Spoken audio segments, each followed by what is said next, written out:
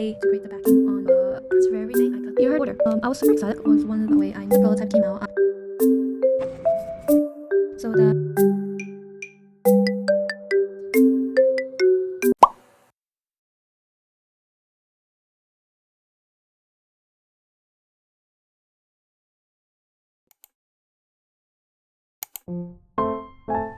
for my August update, I was really inspired by fruit labels and fruits, so a lot of my stickers were centered around the theme of different varieties of fruits. So this sticker sheet is of my OCs, Cocoa and Cream, and they're wearing different fruit hats, and I think they just look so cute.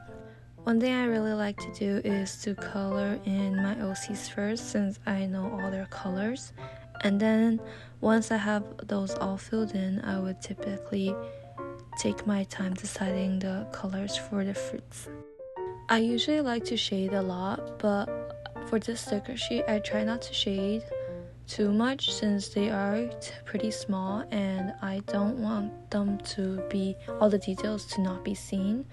But one thing I like to do is color my line art, as you can see, and I think it gives it a very soft look.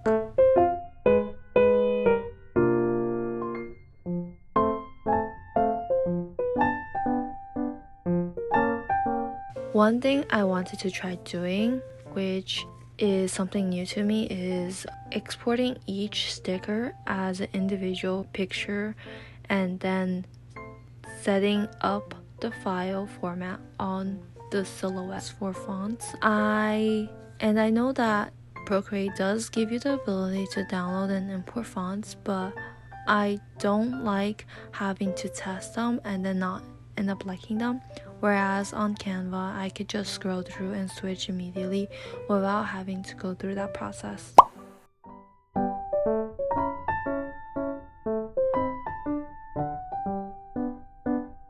And there just is so much more fonts on Canva, so I just generally like to create the backing on Canva instead of in Procreate.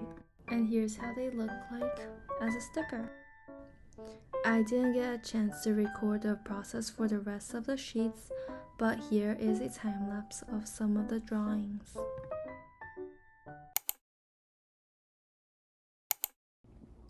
Okay, quick disclaimer. When I did this, I didn't realize how much I overcomplicated the process, but here I am creating borders for my sticker flakes on Canva. Procreate already has that for you, and it would have been a much easier process, but I did what I did. But I like to use the silhouette to make cut lines rather than relying on Procreate because it comes out very jagged for me, and then I end up having to cut a much longer process, and the line made through silhouette is much smoother. I am testing the waterproof inkjet printer from Online Labels. It's my first time using it, and I think that it is a really soft texture, but when it is cut, it gets very dusty. I made so many mistakes while testing. I cut through the border that had the tab, and then I forgot to remove the backing while I was drowning the sticker in water, so I couldn't put the sticker on anywhere after the backing got destroyed, but the front was definitely waterproof for sure. The back is all wet, but the front has not smeared.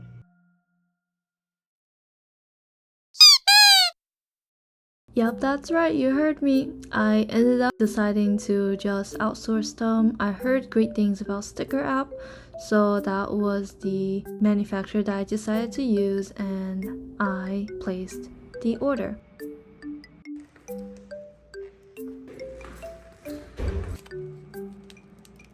So how should I start? I was super excited for them to come, but I was a little disappointed. Even from this side, you could see how unaligned the image was, and I just couldn't believe my eyes. I literally just stared at them for like a hot minute.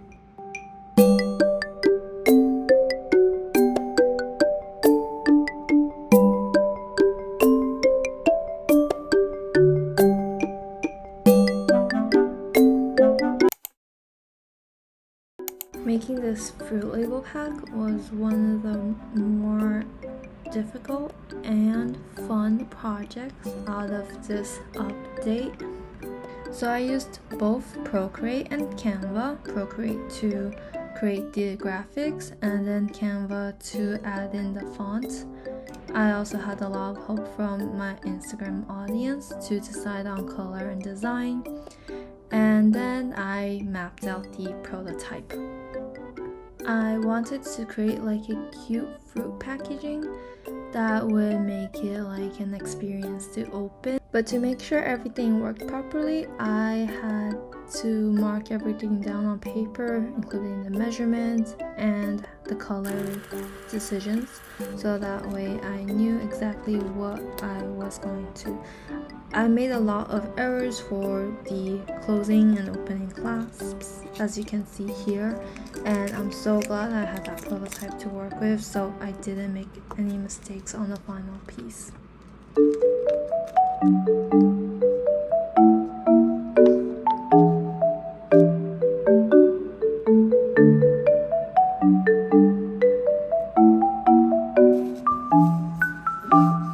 Once I liked how the prototype came out, I went on working on the actual design of the packaging.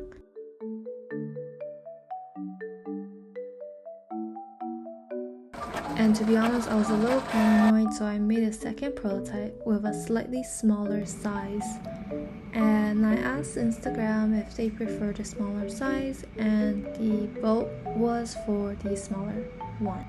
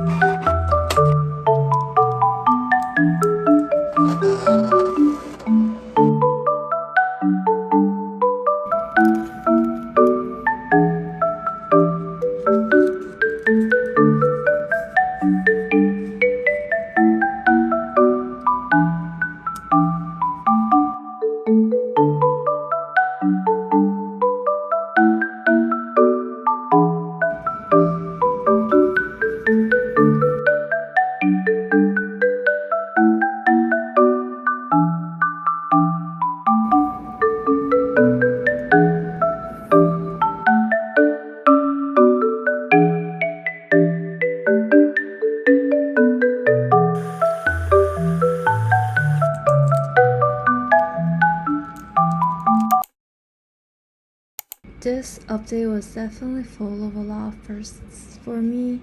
I also hosted my first rep search, and here are two of the reps that I decided early on based on their mascot. I wanted special mascots that are limited to my reps so that people could feel compelled to collect them and have something meaningful from each of the reps.